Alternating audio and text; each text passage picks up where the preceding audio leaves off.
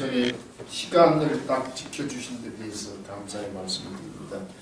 다음은 이주아 교수님께서 구조와 행위의 이중성과 사회적 위험에 대해서 말씀해 주시겠습니다.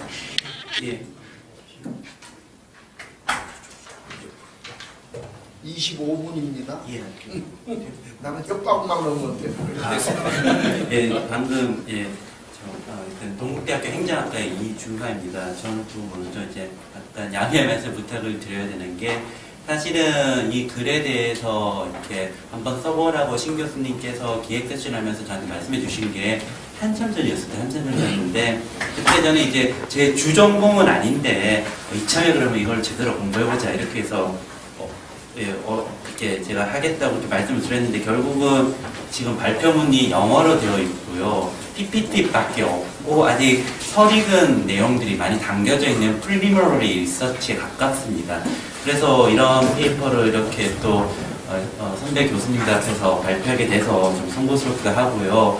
또 토론을 맡아주신 정문 교수님한테 죄송하고 또 이제 오후에 이제 제주까지 오셨는데 이런 좀 지루한 내용을 말씀드리게 돼서 좀 양해의 말씀 먼저 부탁드리겠습니다.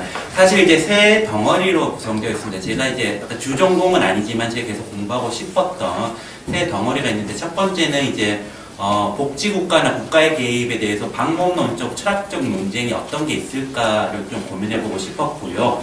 그런 다음에 이제 구조와 행위의 이중성 문제를 예를 들면 기든슨의 논이라든지 지금 신 교수님께서 잘 말씀해 주신 비판적 실제론이라든지 아니면 좀 역사적 제도주의를 통해서 이 두 가지의 논을 좀 살펴보는 거고 그걸 두 개를 이렇게 잘 버무려서 사회적 위험이란 문제에 대해서 좀 더 논의를 해보고 싶었는데 아직 추상성이 높은 부분도 있고 서로 논리적 연결고리가 매끄럽지 않은 부분이 많이 있는 그런 내용입니다. 그래서 일단은 처음에 이제 시작 같은 경우는 제가 그 PPT를 그냥 안 하고 저 몇 분 안 되셨고 여기 또 프린트문이 있으시기 때문에 이걸로 제가 말씀을 드리도록 하겠습니다. 그래서 이 페이지에서 보면 나오는 게 이제 어떻게 보면 우리가 복지국가에 대해서 어떤 철학적 방법의 기초를 왜냐면 복지국가나 국가 개입을 설명할 수 있는 거는 뭐 경제학적 시장의 구조도 있을 거고요. 이익집단론이 되었던 조합주의가 되었던 아니면 복지국가에서 논의하는 권력자원이 되었던 어떤 정치적인 설명도 있을 건데 그러면 철학적인 방법론적인 어떤 기반을 어떤 식으로 풀어낼 수 있을까? 물론 인권도 있죠. 헌법 34조도 있고요. 마샬이 얘기했던 시민권의 개념 중에 하나로 소셜 라이트도 있는 거고요. 연대, 정의 이런 것도 있을 수 있겠죠. 그렇지만 저는 출발을 어떻게 보면 복지하고 좀 멀 수 있는 자유의 개념에서 시작을 하고자 하였고요. 그런다면 그 자유의 개념이 가지고 있는 철학적 방법론적 한계가 결국은 아까 신 교수님이 말씀하셨던 언급되었지만 경험론적 존재론과 구조를 정확하게 보지 못했다는 한계를 짚고 그런 다음에 사회 구조의 어떤 그 이중성으로 일단 나아가는 부분이 있습니다. 근데 사회적 위험에 대한 논의들 같은 경우에 보면은 일찍 럭우드 같은 경우는 소셜 인터그레이션과 시스템 인터그레이션으로 나누기도 했고요. 최근에 일단 보면 여러 학문 분야에서 많이 얘기하고 계시는 퀄리티 오브 라이프라든지 소셜 퀄리티 연구 같은 경우도 개인적 차원과 구조적 차원의 논의를 하고 있습니다. 근데 사회적 위험에 대한 최근 논의들, 여기서 제가 말씀드린 사회적 위험은 뭐 울리백 같은 위험사회론이 아니라 정체가, 비교 정체가, 복지 정체에서 얘기하는 사회적 위험 논의 같은 경우에는 개인이 맞닥뜨리는 사회적 위험인 빈곤이라든지 고용이라든지 이런 것에 대해서 논의를 하고 있는데 사회 전체가 맞닥뜨리고 있는 어떤 사회의 어떤 서스테이너빌리티 차원에서의 위험의 얘기가 좀 덜하고 있어서 그걸 좀 논의하고 싶은 게 있고요. 우리가 공유주의 비극이라든지 예수의 딜레마에서 알듯이 개개인이 했던 합리적 선택이 사회 전체적으로 어떻게 보면은 비합리적인 문제를 드러나는 거를 레셔널 초이스적인 측면이 아니라 과학 철학적 논쟁에서 어떻게 얘기할 수 있을지 구조적인 측면에서 어떻게 논의할 수 있을지 그런 논의가 좀 있는 부분들이 있습니다. 그래서 그런 게 이제 앞부분에 나와 있고요. 3페이지에는 그래서 있죠. 자유주의 같은 경우는 당연히 여기 다들 이제 다 잘 아시는 내용인데 이건 기계 설명할 필요가 없을 것 같고요. 근데 자유는 결국은 출발점은 권리에서 시작을 했고 그런데 아이사 버름이 얘기했던 성국적 적극적 자유도 있는 거고 그런 다음에 자원이 있어야겠죠. 그러니까 리소스가 있어야 되는 거고 왜냐하면 시장에서 나는 소비자에서 권리가 있지만 돈이 있으면은 어떻게 보면 적극적 자유가 없는 거고 물건을 못 사는 거니까요. 근데 거기서 물론 여기서 이제 존 롤즈도 나왔고 했지만 거기서 한 발 더 나아가면 이게 아마티아 센이 얘기했던 케이퍼빌리티하고 어프로치하고 연결할 수 있는데 이게 정책에서 밖에 있다고 생각합니다. 어리나 수영복 상표기도 하는 어리나가 있어야 된다는 거, 영역이 있어야 된다는 거죠. 왜냐하면은 우리가 문화적 혜택을 누리기 위해서는 어떤 지역이든 거기에 문화 정책을 통해서 어떻게 보면 문화적인 어떤 그런 자원들이 그 영역들이 있어야 되는 거고요. 정치적 참여를 하기 위해서는 어떤 좌우파라든지 진보 보수의 어떤 정당이 있어야지 정치 참여를 할 수 있는 거고요. 우리가 교육의 자유를 누리기 위해서 만약에 사립학교가 이슬람을 안 받는다, 나는 특정 인종이나 종교를 안 받는다면은 그거는 어린애가 없기 때문에 교육의 자유가 없는 거죠. 결국은 이게 충분 필요 조건을 봤을 경우에는 우리가 권리에서 출발해서 자원이 있어야 되고 그 다음에 종착지까지 가자면 그건 어린아가 있어서 이 영역들이 오픈되어 있어야 된다. 그리고 이 어린아를 누가 형성되느냐, 이거는 바로 어떻게 보면 정책의 영역과 연결되어 있다고 생각합니다. 근데 이런 아마티어 쌤부터 고전적 자유주의까지 논의들이 전부 다 어떻게 보면 인식론, 존재론적 차원에서 봤을 경우는 경험론적 존재론에 바탕을 두고 있고요. 구조의 문제를 적극적으로, 물론 학문적 배경 분야가 다르니까 그럴 수밖에 없을 수도 있겠죠. 경제학적 논의라든지 또 이제 공리주의적 바탕의 논의 있던 것들이 있기 때문에. 그렇지만은 그런 좀 한계가 있다는 논의를 하면서 어떤 행위의 구조의 어떤 고전적인, 그냥 여전히 컨트로버스한 이 논의로 넘어가서 세 가지 얘기를 하고자 합니다. 근데 그 중에서 이제 비판적 실제로는 저도 많이 기대어 있는데, 그럼 이미 신 교수님이 좀 많이 말씀해 주셨기 때문에 좀 생략할 부분이 있을 거고요. 여타 두 개를 더 논의할 거는 기든스의 어떤 구조화 이론을 잠깐 얘기하고, 그리고 어떻게 보면 사회학에서 가장 각광받고 온 역사적 제도주의 논의까지 좀 아우르려고 합니다. 근데 아까 예를 들면은 크리티컬 리얼리즘 같은 경우는 바스카라는 인도계 영국 철학자입니다. 이 양반이 이제 휴메 경험주의도 비판을 하고 칸트의 선언적 관념도 비판하고 한편으로는 포스트 모더니즘의 어떤 상대주의 인식론도 비판을 하면서 이제 어떤 초월적 실제론과 비판적 자유주의를 결합해서 만든 게 크리티컬 리얼리즘인데요. 아까 교수님께서 말씀해 주신 게 여기 페이지 4페이지에 있는 그 표에 나와 있습니다. 이 한 표가 많은 걸 설명해 줄 수 있는데, 거기서 보면 재밌는 게 방법론적으로 전형적인 퀀티가 얘기하는 포지티비즘이 제 오른쪽에 있는 거고요. 그런 다음에 이제 퀄리가 얘기하고 있는 인터프리티브한 게 그 중간에 있는 거고요. 그거를 뛰어넘는 게 결국은 가장 오른쪽에 있는 거. 그러니까 어떻게 보면 과학 철학의 논쟁이자 인식론의 존재론의 논쟁이자 메소돌로지의 논쟁까지 다 아우르고 있는 겁니다. 그래서 어떻게 보면 우리가 알 수 있는 거는 인피리컬인 거고요. 그거가 실제로 벌어지는 게 액츄얼인 거고, 그리고 그 심층에 그거를 기저에서 이거를 발생시키는 리얼이 있다는 거죠. 근데 리얼은 우리가 알려고 한다고도 알 수 있는 게 아닌 거죠. 거기서 사회적 구성주의하고 차이점이 있습니다. 사회적 구성주의는 주관주의에 의해서 내가 알 수 있다가 강하고 내가 안이 강하다는데, 여기서 말하는 비판적 실제로는 그런 면에서 실증주의와 가깝습니다. 근데 수정된 실증주의의 어떤 객관주의적이 있는 거죠. 우리가 알고 있는 결과는 진실일 수도 있고 아닐 수도 있다, 이런 거죠. 그리고 실증주의와 비판적 실제론의 가장 더 다른 거는 존재론적 입장인 거죠. 존재론적 입장에서 현실은 실제하고 파악 가능하다는, 어떻게 보면 행태주의나 레셔널 초이스 어떤 그런 게 기반이 되는데 논리 실증주의를 반대로 하고 있는 거죠. 현실은 실제하고 있으나 불완전하고 개연적으로만 파악 가능하다, 이런 얘기를 하고 있는 거고요.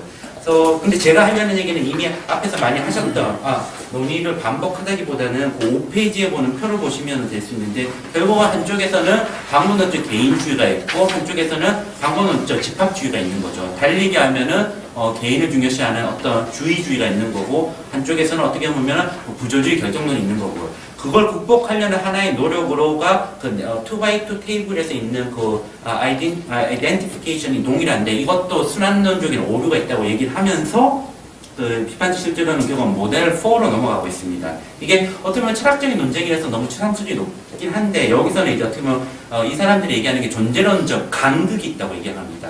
간극이 있기 때문에 행위와 구조는 존재론적 간극으로 떨어져 있다 얘기를 하면서요. 근데 이제 기든스의 구조화 이론은 그래도 좀 더 행위에 초점을 두면서 이 변증권적 논쟁을 하고 있는 거고, 크리티컬 리얼리즘은 구조에 좀 더 초점을 두면서 구조는 미리 이제 프리-익지스턴스 하고 있다는 어떤 그런 의미로 나가고 있습니다. 그래서 사실은 요즘 더 주목받고 있는 아처의 이 여선생님의 형태 발생 사회 이론인데, 사실 제가 여기서 주로 가져오는 거는 제섭의 논의입니다. 제섭이 한때 1990년대에 유행을 했었죠. 조절 이론이 하고 뭐 이렇게 유행했을 때 뭐 브람시 헤게모니 이론도 가져오고 후기 플란차스주의 논의를 가져와서 이제 제섭의 국가론이 유행을 했는데, 여기서 그 얘기를 하자는 게 아니고요. 제섭이 얘기했던 거는 결국 어떻게 보면은 그 개념 중에 하나가 컨티전트 네세서티라는 게 있습니다. 이게 뭐냐면 결국 다양한 인과 연세들의 결합으로서 어떤 결과는 하나는 필연적으로 발생을 하는데 그거를 인식하기 위한 방법은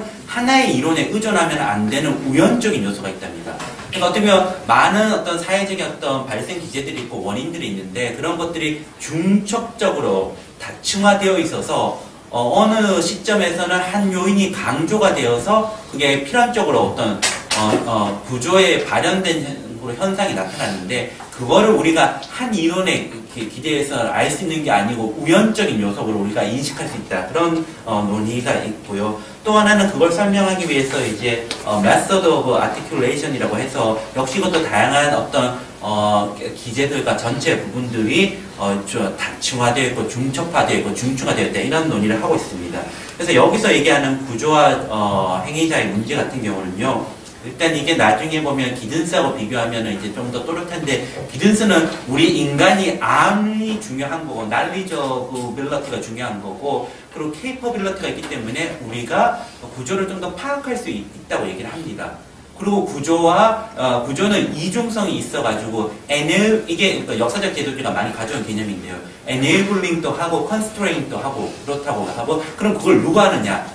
행위들이 하고 있다고. 그래서 둘이 mutually constitutive하다는 게 기든스의 논이고요. 거기에 비해서 어떻게 보면은 비판적 실존하는 구조가 미리 존재하고 있고 구조라는 거는 행위자와 존재는 좀 간극이 있는 거고 구조라는 걸 우리가 파악할 수 없을 수도 있고 우리가 행위자가 바꾸려고 하더라도 부분적으로는 바꿀 수도 있다. 이런 부분이 좀 차이가 있습니다.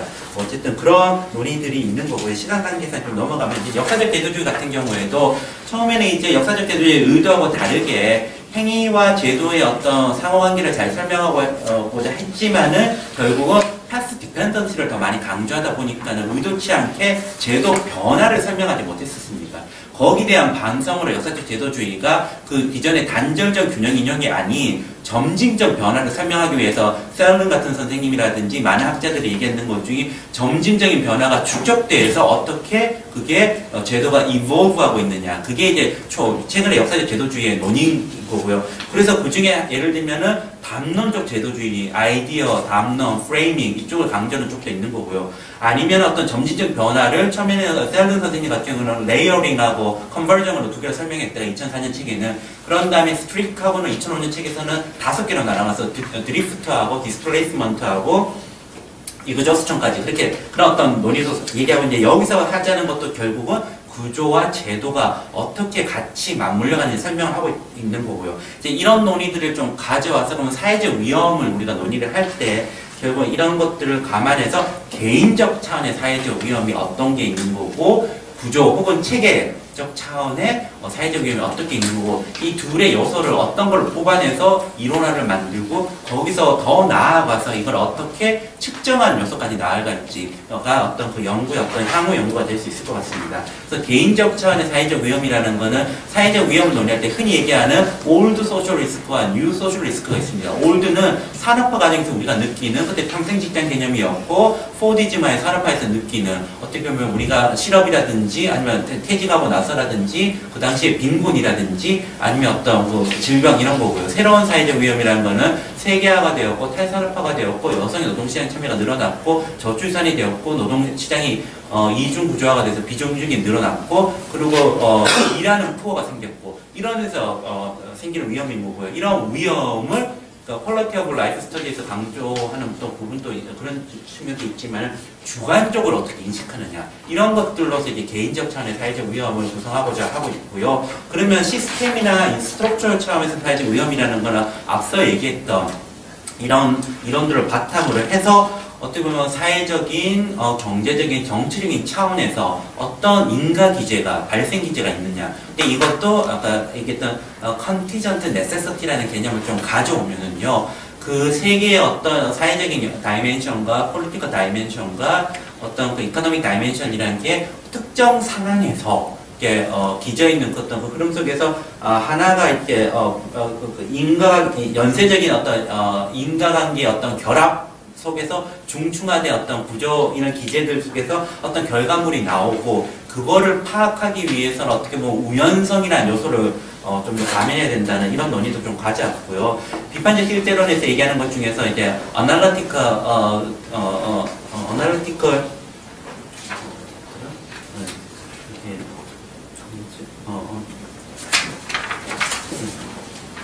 어널리티컬 듀얼리즘이라는 개념을 가져와서 좀 이런 논의를 좀 이끌어내면서 결국 어떻게 보면 경제적 재생산 문제와 또 요즘에 이제 주목받고 있는 사회 통합의 측면과 어떤 인구 재생산이라는 세 가지 차원에서 시스템 레벨에서 소셜 리스크를 좀 파악해야 되지 않을까 이런 논의를 하고 있습니다.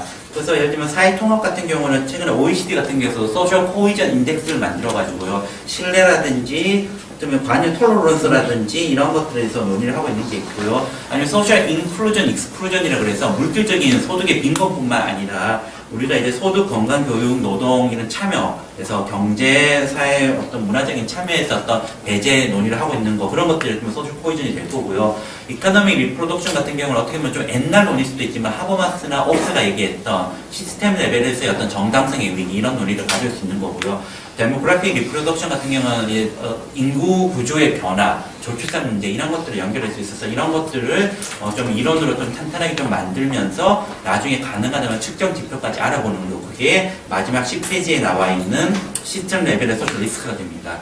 이제 서두에 말씀드렸듯이 어떻게 보면 이게 각각이 좀 따로노는 부분이 있고요. 제가 아직 내공도 부족하기 때문에 더 연구의 부분도 많이 있고요. 그래서 근데 이런 게 어떻게 보면 제가 앞으로 공부하고 싶은 부분의 하나로서 이렇게 좋은 자리에 그 선배 교수님께서 이렇게 또 서류한 내용이지만 발표하게 돼서 저는 개인적으로 되게 좋은 시간이었습니다. 감사드립니다.